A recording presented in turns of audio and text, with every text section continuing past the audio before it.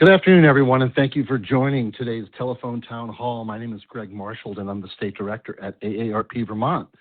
And today's conversation is with our very own Vermont Senator Peter Welch. We're going to talk with Senator Welch about local and federal advocacy, and we're going to take your questions for the senator live on the air. You can ask a question at any time by pressing *3 on your telephone keypad. That's *3 on your telephone keypad, and that will connect you with one of our staff or volunteers, and we'll get your question into the queue. And for those of you that are tuning in on Facebook, you can type your questions into the comments section. Senator Welch, thanks so much for being with us today. We really appreciate it. Well, thank you very much, Greg. I'm so happy to be with you again in AARP Telephone Town Hall, and so happy to be with Vermonters, and look forward to giving a brief report from Washington and doing my best to hear from you about your concerns, folks who are on the calls, and answer any questions that I can. So thank you very, very much.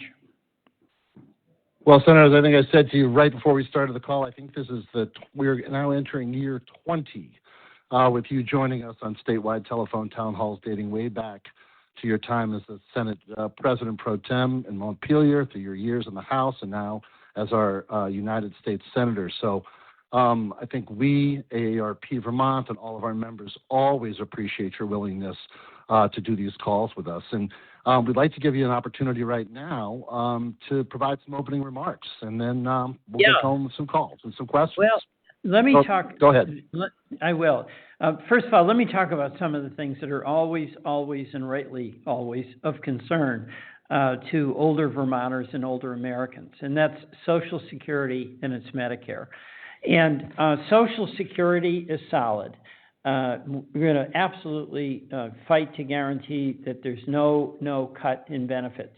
My view, and I know Bernie and I are in agreement on this, we should be increasing benefits, not reducing them, and we can if we come together.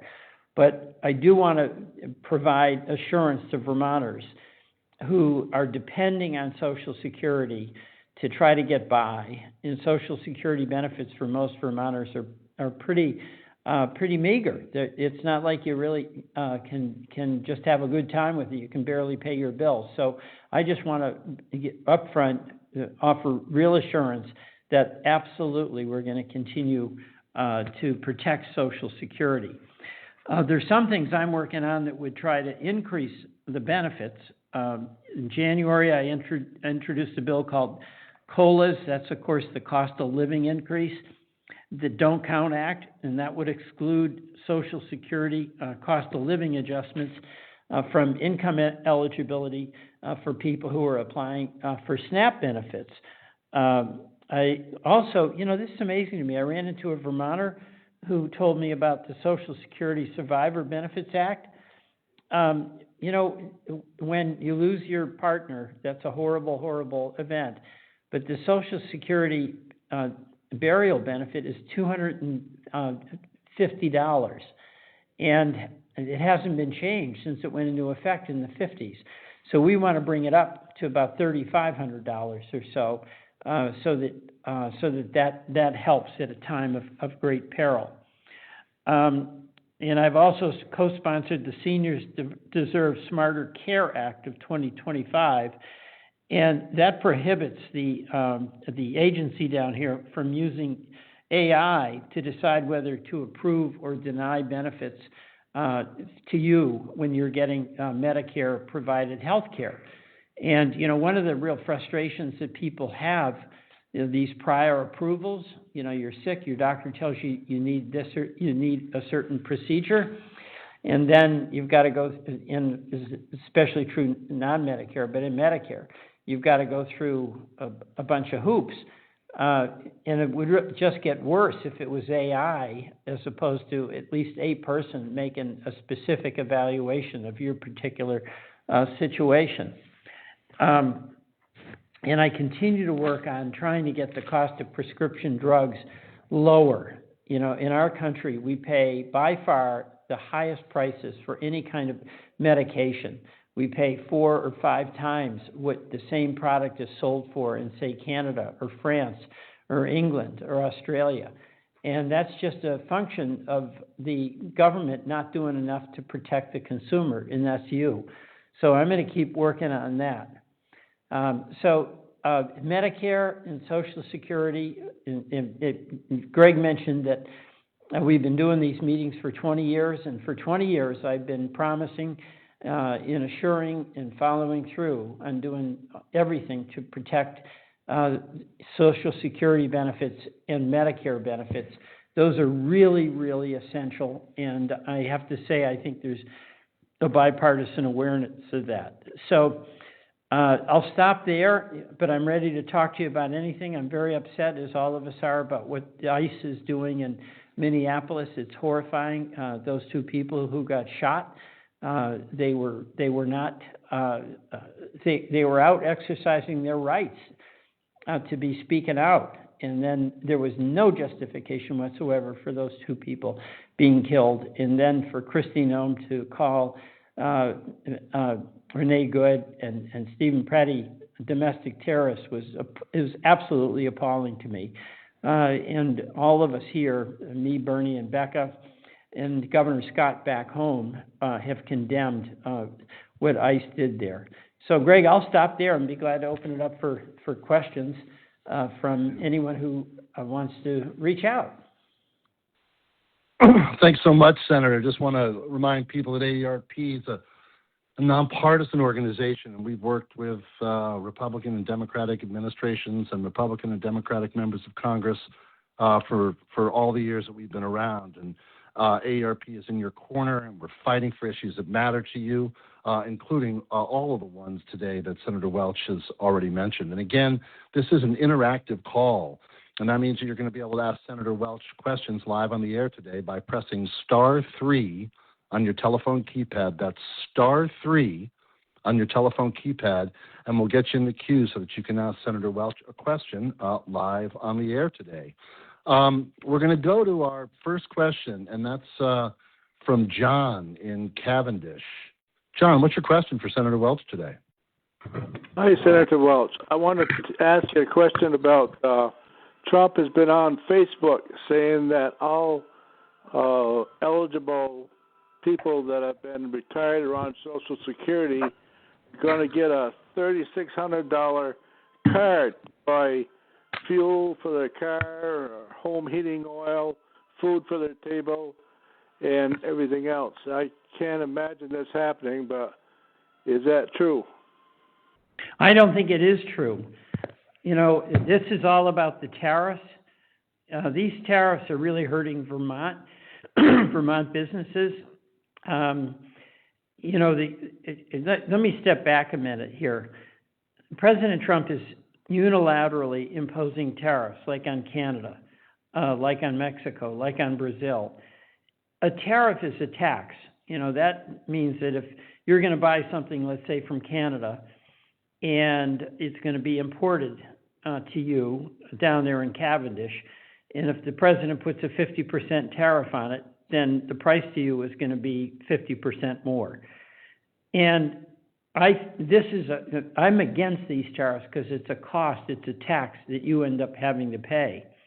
But I'm also against them because under the Constitution, when it comes to assessing taxes, that's the responsibility of the Congress, the Article I branch. And I'm very concerned that the president is overreaching and is doing something that is not the authority of the executive. There's a Supreme Court case right now that's pending that's going to answer this question. But what also the president is doing is saying he's going to take all the tariff revenues and he's going to give some to farmers who lost all their markets for selling their soybeans to China. Now he's saying he's going to give out a check. He's going to give out a check to, but he's not followed through. There's no legislation. So count me as extremely skeptical. I can imagine it would be awful nice to go to your mailbox and get a $3,600 check. But can you imagine whether that's really going to happen or not? He's not talked to Congress about that at all. So anyway, that's my take on that. Thank you, Senator. And you've just joined us. You've joined a live AARP Vermont telephone town hall with our very own Senator Peter Welch today. And if you'd like to ask Senator Welch a question, just hit *3 on your telephone keypad. That's *3 on your telephone keypad, and we'll get you in the queue so that you can ask Senator Welch a question. Let's go to Maria in Perkinsville. Maria, what's your question for the Senator today? Actually, it's Robert, her son. Oh, Robert, I'm sorry. Go ahead. That's okay. Seniors are receiving hundreds of letters from Democrats and Republicans every month asking for money to save Social Security and Medicare. And they're being soaked. These are the people who need this stuff, and they're being asked for money to protect themselves. Is there anything that could be done about that? You know, I hear that, and I'm so upset about that because it plays on the fear seniors rightly have that something is going to happen to Social Security. It's my job as your senator to protect Social Security, and I will. And those are fundraising groups that have their own agenda, and they're trying to get money out of you and others because they stoke that fear that, hey, wait a minute, what do I do if I don't have Social Security? So don't give them any money. That's my, I can't stop the solicitation. I can't stop these various groups from sending out their scare letters. But I can tell you that it's a waste of money. And I can assure you, as I have for 20 years, that I will do everything I can, and I know Bernie and Becca will do everything they can to make certain we protect your Social Security at no cost to you. Thank you, Senator. And again, if you're just joining us, this is an AARP live telephone town hall with Senator Peter Welch. And if you'd like to ask the Senator a question today, just hit *3 on your telephone keypad. That's *3 on your telephone keypad, and we'll get you in the queue to ask the Senator a question. Senator, we're going to go to an email question that we solicited, about a week out of this event. We've got a few for you, but we'll start with one today from John, who asks, why are health insurance companies allowed on the stock market? Their main job is to make profits for their shareholders, not to make people healthy. Well, that's right. That's exactly right. They're all for profit. And some of these insurance companies not only are selling insurance, but they own doctor practices or even in some cases hospitals. And the heart of the challenge we have in this country is that we pay the most for health care and get the least. Health care is about twice as expensive in the United States than it is just about anywhere else, like in England or Canada or France or Great Britain. And we also have a situation where a lot of people don't have coverage. And a lot of that is how the private profit motive escalates the price and oftentimes undercuts the service. So I think this caller makes a very, very, very good point. I believe our country should have as a goal healthcare is a human right. Everybody's covered. All of us help to pay. But it should be about making certain that people who get sick know they're going to get care, not about making huge profits for the insurance companies or the drug companies. So thank you so much for that question. Thanks, Senator. And from us here at AARP, you recently met with state and local leaders in Montpelier to discuss federal priorities aimed at strengthening rural communities, of which we have many, including investments in connectivity, healthcare, and small businesses. Can you share some more information with our members out there on the call today about what you're proposing and what you're hoping to accomplish here? Well, what I want to do, two things. It's really important to understand there is an assault on healthcare right now, and we've got to push back on that. I told you what my goal is, as it always has been, and that's to have a universal healthcare system where, regardless of whether you're rich or poor or where you live, you have access to health care. We've got to make it more affordable. What's going on in Washington is we're making it less affordable. The so-called One Big Beautiful Bill, you heard about that. That was President Trump's big initiative. It did two things. Number one, it lowered taxes for very, very, very wealthy people in very profitable corporations. Number two, it cut health care for 15 million people across the country, folks who get Medicaid.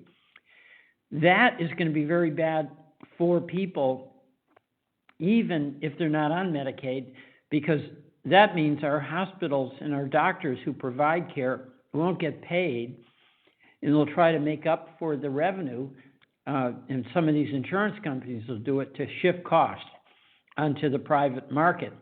So private employers and individuals are going to pay more in health care. My view is that we do have to have a universal health care system. We have to have something like Medicare for all. That's the long-term goal. In the meantime, I'm doing everything I can to strengthen our local community hospitals. We did get a grant, about $194 million. It's going to help us try to improve the delivery of care and be helpful to our community hospitals. And I continue to work on trying to bring down the cost of prescription drugs. Another thing that I've been doing with a number of colleagues, and this is bipartisan, is expanding telehealth. Telehealth has been extremely helpful for Vermont. We're rural. A lot of times it's tough for people to make it to the hospital or to the doctor. But as long as they have good internet, they can have an appointment over the internet, and it's high quality, which, by the way, gets to a next thing, and that is we've been working hard to extend broadband high-speed service throughout Vermont, and we just got news today that our application, being Vermont's application for $94 million to help expand the build-out of broadband was approved. So those are some of the things, Greg, that we're working on down here to try to help folks have access to health care and bring down the cost. I appreciate that. And again, if you've just joined us, this is a live AARP telephone town hall with our very own Senator Peter Welch. And the Senator will be happy to answer your questions. All you have to do to get into the queue to ask one is to hit *3 on your telephone keypad. That's *3 on your telephone keypad, and we'll get you in the queue so that you can ask Senator Welch a question. We're going to go to Mark in North Clarendon. Mark, what's your question for Senator Welch today? Mark, you there? Yeah, I'm here. Yeah, go ahead with your question for Senator Welch. My question to Senator Welch, since he's so involved in the state of Vermont, how much is it costing the school budgets and this $3 billion school tax to the taxpayers of Vermont for the illegal immigrants in the sanctuary cities and the sanctuary towns that are in the state that are funding for all the illegal people that are in our system that did not come here and properly vent themselves through the proper way to get into the state to be a resident? Well, there's two things. Number one, you're saying there's a lot of people that are illegal immigrants that Vermonters are paying for in the schools. I don't know what your numbers are, where you get the numbers, but I don't think that is a big number. And as you know, a person who's an illegal immigrant is not eligible to get health care, through the Medicaid program or Medicare. They can't get that, and they can't get SNAP benefits. So the assertion in Vermont, you asked a specific question, I think it's pretty modest. We do have an incredible challenge with our school budgets. We have increasing expenses. One of the reasons is the cost of health care, and we've got declining student enrollment.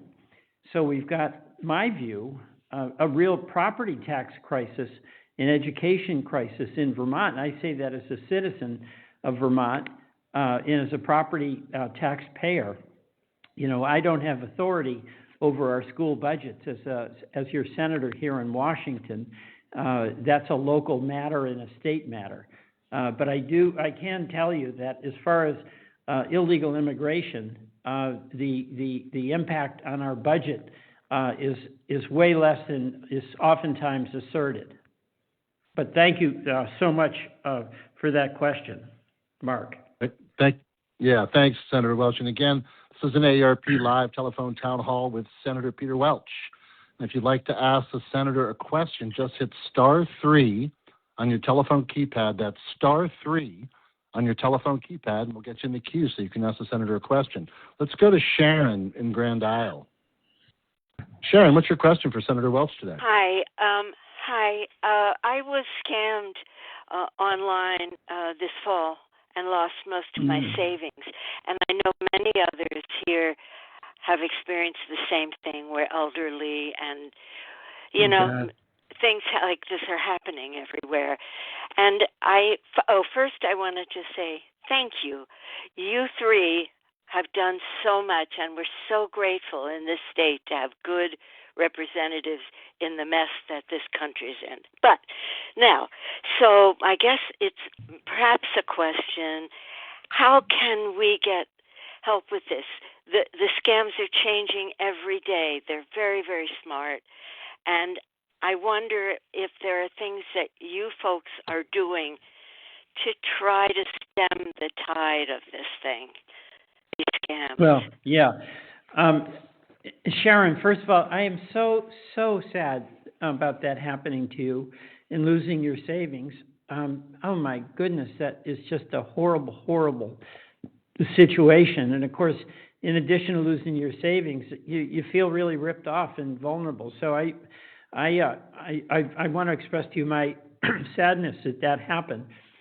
But I also want to say to you, you're very brave to speak out, because the scammers are going to keep coming up with new ways to do it. And the best way to prevent them from scamming is to be really vigilant. And most of us think we couldn't be susceptible to a scam, but we could be. And the fact that you're speaking out, and you know, you're a very intelligent person, I can tell that, and you got scammed and you're sharing that, is a really, really helpful act on your part to put other people on notice to be really, really careful when you get somebody who's really skilled at making some plea to get you to give up financial information that then cost you. It's hard in Washington to be able to do much about these scammers who have ways of getting into your phone. We've done a lot here about trying to stop these robocalls, but it's not foolproof, and the scammers keep changing. I know our Attorney General, Charity Clark, is doing everything she can to pursue legal remedies against scammers. But the end of the day, each of us has to be super careful when somebody is on the phone and making a case, but asking us to give up information that puts us in financial jeopardy. But thank you, Sharon, so much for sharing that. Yeah, thank you, Senator, and thank you, Sharon, for sharing your story. And Senator, as you well know, fraud in America is at crisis levels. And according to the FBI's 2024 IC3 annual report, there were about $4.8 billion, that's with a B, billion dollars in fraud losses reported by individuals over 60 years old. Last week, you signed on to the GUARD Act, which would protect older Americans and strengthen communities against financial fraud, an act and a bill that AARP strongly supports. Can you tell us a little bit more about the GUARD Act? Because you've been really active in this fraud space, going back to your time here in the state Senate, but also what you've been able to do in Washington. So a little bit more on the GUARD Act, I think, would be helpful. Well, Greg, thank you for that. But I want to go back to Sharon and say the GUARD Act reflects that 4.6 billion you mentioned is thousands and thousands of Americans. And what we're trying to do in the GUARD Act is put in limitations on how they can get access to your phone, and then remedies for people if they get scammed, and to give, like our Attorney General, authority to pursue getting the money back. But that is really, really hard. But it reflects the fact that this issue of fraud is widespread. It doesn't know Republican or Democrat or independent situation, whatever you are at. In bottom line, we want to have both the FCC, that has a lot of authority over the telecom companies, and the Attorney General, who has a lot of authority over prosecution and trying to protect people from scams and fraud, the authorities to do that. So we'll keep working on it. But thank you so much for the endorsement from AARP. Yeah, we're certainly proud that you're a sponsor of that bill, Senator, and one that, as you know, we support strongly. Again, if you've just joined us, this is an AARP Vermont. Go ahead. Well, I'm just going to say the other thing about the GUARD Act is that has, not directly about fraud, but it is to protect children from these AI chatbots. Right. Right. So, I appreciate AARP doing something that's going to be helping the children, because those are our grandchildren in many cases of folks who are on this phone call. But with and that was that the prime sponsor of that is a Republican colleague of mine who used to be in the office I'm in right now. He moved upstairs, and I'm in his office, Senator Hawley. But, it's so nice of you and good of you, I think, on behalf of grandparents, wanting to protect our kids from these chatbots. Yeah, well, we know that fraud knows no age bound, and you can be 78 or 18 and be a victim of this. Right. If you've just joined us, this is a live AARP telephone town hall with Senator Peter Welch, and if you'd like to ask the senator a question, just go ahead and hit *3 on your telephone keypad. That's *3 on your telephone keypad, and we'll get you into the queue so that you can ask the senator a question. Let's go to John in Castleton. John, what's your question for Senator Welch today? My question for the senator today is, what, if anything, is the Senate or Congress doing to try to short-circuit the attempts by the FCC to be a stifler of free speech and eliminating the opinions of people that they don't agree with? I'm concerned about it because I've had to deal with it, and it's not going the way it always went, and I was told it should go when I was involved in it. First of all, let me say I don't know specifically what you're talking about, okay? So you might want to elaborate on that. But number two, your right to free speech is protected under the First Amendment of the Constitution. So this should not be, the FCC, you have an individual right as a citizen of the United States to your free speech, and that should be protected and respected and honored. Well, what I'm getting at is the threats that have been made a couple of times to eliminate the licenses of networks, and which of course they can't do because there is no licensing in networks, but individual stations carrying thoughts that, for instance, Kimmel's statement and the threats to try to remove him from the airwaves, that seems to be going right to the heart of our free speech. Hey, John, you're right.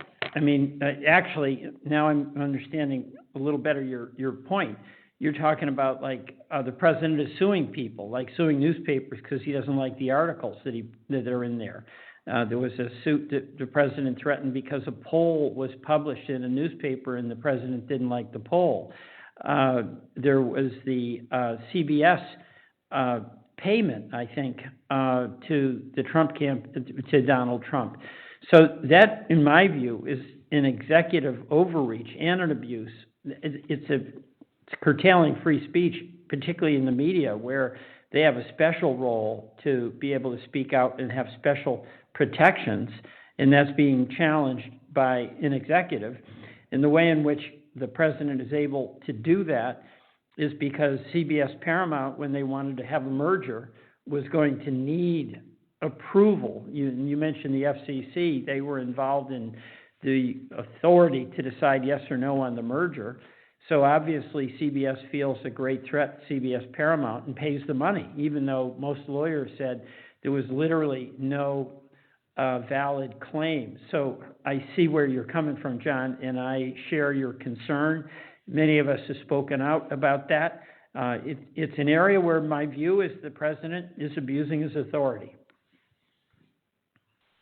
Thank you, Senator. Let's go to Breck in Burlington. Breck, what's your question for Senator Welch this afternoon? Hi, Senator. Thank you for all that you're doing in D.C. As you know, we have a serious housing crisis here in Vermont that's affecting many aspects of our economy. What is happening in D.C.? I note, for example, this Housing for the 21st Century Act. What is happening in D.C. and that might help us with more and better housing development here in Vermont? Well, first of all, you are right. That challenge in Vermont is acute. Nobody can afford a house, especially young people. That's a challenge in a lot of America. When I think about when I first came to Vermont, it was years ago, but my first salary was $9,000 a year. But I was able to get a pretty nice apartment for $135 a month. If Peter Welch were coming now, there's no way you could do that. So, number one, acknowledging the problem.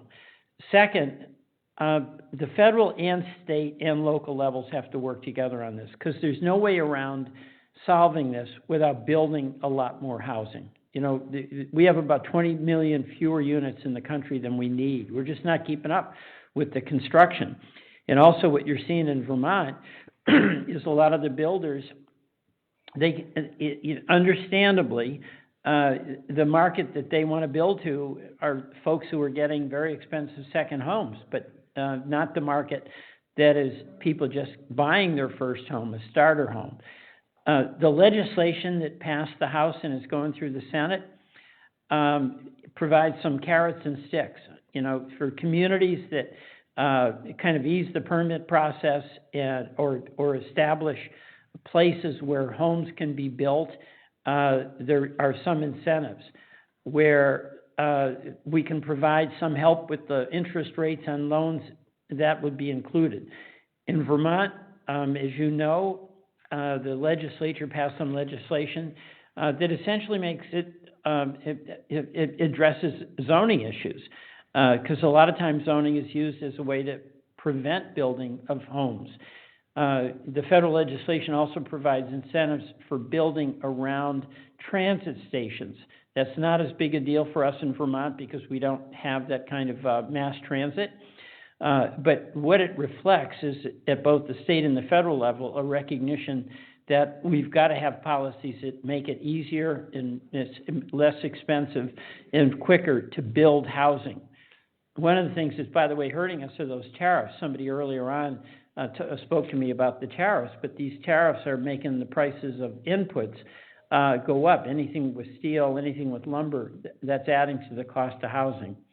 So this is not going to be solved overnight, but what I am seeing is that this affects Vermonters. It affects folks all across America. It affects you whether you're a Republican or Democrat.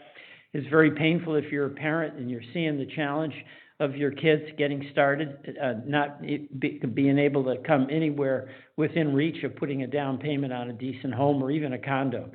So thank you for Breck for focusing on this and all the good work you do. Thank you, Senator. And again, if you're just joining us, this is an AARP Live telephone town hall. We're joined live today by Senator Peter Welch. If you'd like to ask the senator a question, just hit *3 on your telephone keypad. That's *3 on your telephone keypad, and we'll get you into the queue so that you can ask Senator Welch a question this afternoon. Let's go to Charles in Halifax. Charles, what's on your mind? What's your question for Senator Welch? Hey there, Charles. Yes, hello. Yeah, go ahead. I've got a couple questions. Number one, with illegal immigrants coming into the country and are here in the country, an illegal immigrant to me is a criminal. Is that correct, Peter? Yeah, they came here illegally. That's Correct. an offense. Yes, right. Okay. And now, when a city like is Burlington and Williston a sanctuary city now? Is that? I don't believe so. I don't believe so. Okay. It sure does sound that way when I listen to the news in the area, and of course, a lot. Charles, we got a lot of people. We got a lot of people in the queue. Can you get to your question? Yeah. All right. Yeah. Thanks. Okay. If we are, you say we're not. I'm assuming that if we are, we're going to lose funding from the federal government to start with. And if it's a criminal thing, I don't understand why anyone would stand in their way. Obviously, anybody gets shot is a horrible thing. Doesn't matter who or what. But the people standing in front and heckling the federal officers is not what you call a good thing to do in any country. And in this country, they normally get away with it. Other countries, they would not. I'm just very concerned about that to start with. The money that we spend on going to the protests and so on, and they have no authority to arrest anybody, and or they get away with everything. But it's costing. Well, yeah, let me address this, okay, as best I can. Number one, we had a problem at the border. In the last couple of months of the Biden administration, over 200,000 people a month were coming across. That's a problem. That has been pretty much solved. The border is under control. And I happen to believe any country has to have a secure border. Second, the president initially focused his attention on deporting violent criminals. I support that. Third, we now have the situation of these mass roundups by untrained, masked police, the ICE forces, so untrained that they literally shot 2 people and have created an enormous amount of bedlam. And I oppose that mass roundup policy. Now, we've got a situation where people did come across the border. They didn't have permission, but many of them, and they came here in many cases to try to get a better life. And I was talking to one of my conservative Republican colleagues, Gary Palmer, and he told me about his father. He grew up in Arkansas, very, very poor. And his father took the family up to Michigan, where he could get a job, and then they went back to Arkansas. Now, obviously, he's moving within the country, so it's all legal. But what he pointed out, and I thought was really a very touching thing, is that father moved with his family so he could give his family security and a better life. And a lot of people who come here do it for that reason. And, we in Vermont have a dependence to some significant degree on migrant labor. A lot of the people who milk our cows come from Mexico. So even though it's not, they cross the border illegally, can we have some system where people who have been working, contributing in our community, they've been paying their taxes, where if they pay a fine or they get right with the law, they can have some legal status. And that's the part of the conversation on this immigration issue that we need to have.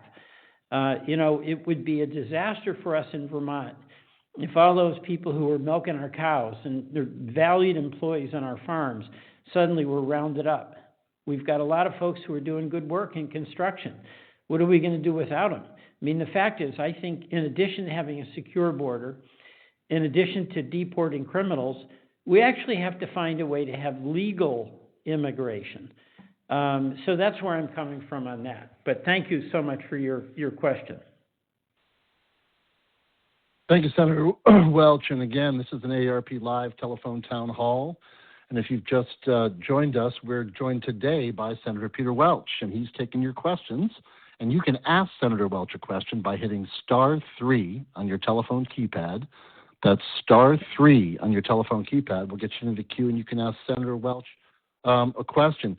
Senator, going back to some email questions that we've received. This one says, Senator Welch, as you know, many parts of our state have been impacted by flooding over the past several years, which has created devastating losses for Vermonters. Can you share with us what's going on with FEMA and any other federal support, particularly for our small and rural communities? Well, two things. Number one, we actually got some really bad news from the Trump administration today because the Trump administration turned down Governor Scott's request for a declaration of disaster in parts of towns, very small towns in the Northeast Kingdom, who got hammered last July by a flood. Number two, we had big floods on July 10th of 2023, 24, and 25. And what we saw with FEMA was that it was good in the immediate response, but it was really bureaucratic and ineffective when it came to the long-term recovery.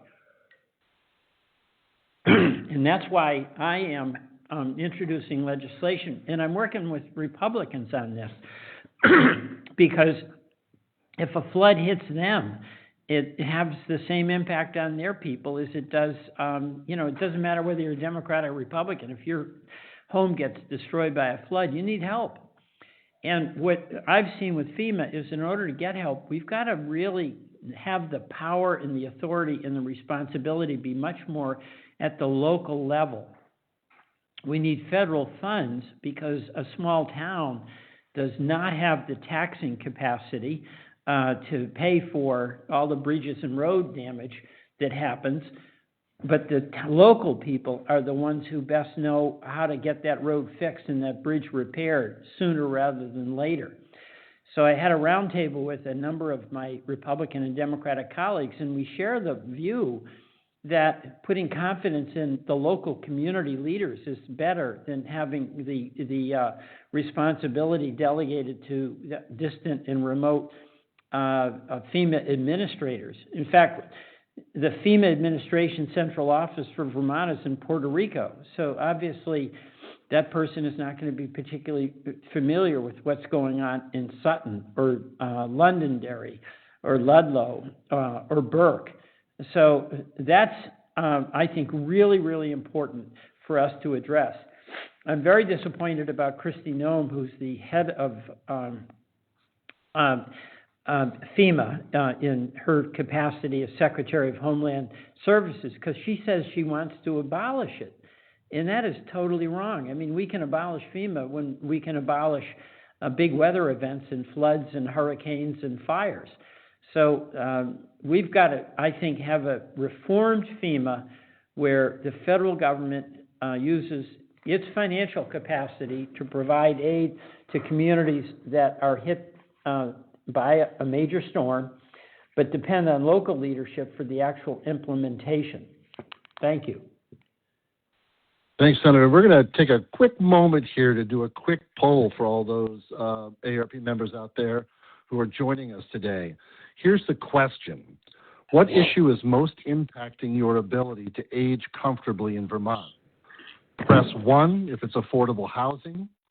Press 2 for access to health care services. Press 3 for transportation and public transit. Or press 4 if it's something else. Again, what is the most impacting your ability to live and age comfortably in Vermont? Press 1 for affordable housing. Press 2 for access to health care services. Press 3 for transportation and public transit. And press 4 if it's another issue. And we'll report back in a little bit on where that poll stands.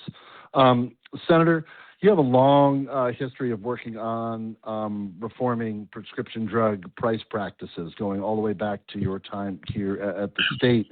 And we've made some progress on this by by allowing Medicare, for example, to negotiate lower prices for certain prescription drugs. But there's still more work to do. Again, you've been a champion on this issue and have worked with Republicans for a lot of this on this issue. Can you talk to us about what you're doing to continue your work on lowering the cost of prescription drugs for Vermonters and everybody else in America? Well, there's two things. Number one, keep in mind, we pay the most.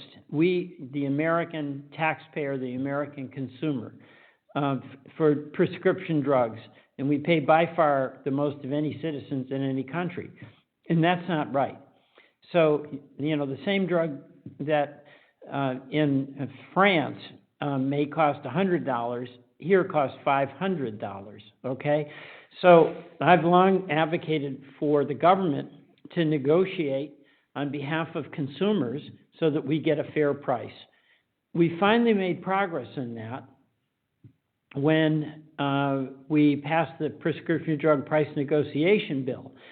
And it was a compromise bill, so we weren't able to negotiate everything. But that negotiation power that applies to about 10 drugs a year is already bringing down the cost of those identified drugs by quite a bit. We've got to keep that up. Second, President Trump has said that he wants to have what's called reference pricing. And what reference pricing is that if the drug in Canada and France cost $100 in other European countries, but it's $500 here, we want to pay the same price as all our peer countries, $100, okay? And I've told the president I support that. So I'd like to get that passed because it would mean that the pharmaceutical companies wouldn't be able to rip us off in pricing just because our government has failed to stand up on behalf of protecting consumers against rip-offs. Third, with Medicare, as you know, there is a prescription drug coverage, thank goodness, with a limit on how much an individual has to pay for their prescription drugs. And that's something that got passed a few years ago and does give some relief to the cost, out-of-pocket costs for folks on Medicare.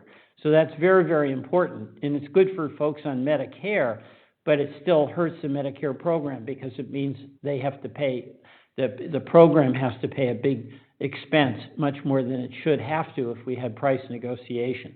But I want to thank AARP for its advocacy over the years as well, because AARP's advocacy down here has made a big difference in helping members of Congress like me and Bernie to stand up against pharmaceutical company overpricing. Thank you, Senator. I'll report quickly back on the poll that we took. Again, the question was, what issue is most impacting your ability to age comfortably in Vermont? It's pretty split, pretty even. 24% said it's affordable housing. 29% said it's access to health care. 18% said it's transportation and public transit. And 29% said it's another issue. So it's pretty well spread out, and clearly all those issues, transportation, healthcare, and affordable housing, are on the minds of older Vermonters. Senator, we're getting pretty close to wrapping up here, and it's always really important for us to go back to you and ask for some closing remarks or any comments that you'd like to make to the audience today before we call it a day on this snowy afternoon here in February. Yes, I thank you very much. And thank you all who are on the call and who ask questions. But, I want to tell you what's on my mind. It's not just the issues. It's how we're living with one another and how we're debating the issues. It feels like the norms of civility and courtesy and respectful listening and respectful debate, they're really under pressure and have been, in Vermont, we're accustomed to having strong opinions. We're accustomed to having neighbors who have strong opinions that are disagreeing with ours. But we understand that we're all in it together. And that person who, I tell a story about a person I was in a big debate with when I was a lot younger, and I had a child in school, and he had one point of view on the school budget, I had another, and it was pretty tight and kind of a big conflict. Well, that afternoon, I bring my son to hockey, and who's coaching him? But this person that, he and I had a big fight at the town meeting. And I just realized what a wonderful individual this was that was taking care of my son. And it's important for us to understand the importance of community. And in Washington, this fighting that we're having is so intense on these debates that are important issues. We've got to remember that our responsibility to one another is to try to listen and try to work things out, and to not see a person that you disagree with as a bad person. They just have a different point of view. And that's getting stressed here in the Capitol. Everything I learned about how to be in a legislature, I learned in the Vermont State Senate, where when I first went there, it was a very strong Republican majority. I was a Democrat, but my Republican colleagues welcomed me there and gave me a chance to make a contribution in the Senate. And, I hope all of us have the capacity to do in Vermont. And I want to bring Vermont values to Washington. That's my goal. But it's respect for one another, and a respect for community, and an appreciation of the importance that how we act towards one another really makes a difference in our ability to solve problems and to resolve differences amongst us. So thank you so much, AARP, for all you do and for this opportunity to visit with you this afternoon. Senator Welch, we really appreciate your time as always. And again, it's been 20 years of you doing this with us, and your willingness to talk and answer questions from our members across the state. We really, really deeply appreciate that. To our AARP members out there who have joined us today, thank you all for participating in the discussion. The questions were great, and we do apologize if we weren't able to answer all of your questions. If you stay on the line, you'll be able to leave us a voicemail with your question or a comment. And you can obtain valuable information through AARP publications or on our website at aarp.org, or simply by calling 888-687-2277. Another big thank you to Senator Peter Welch today for joining us. Stay safe out there, people. Stay warm. Have a great day, and we'll talk to you soon. Thank you.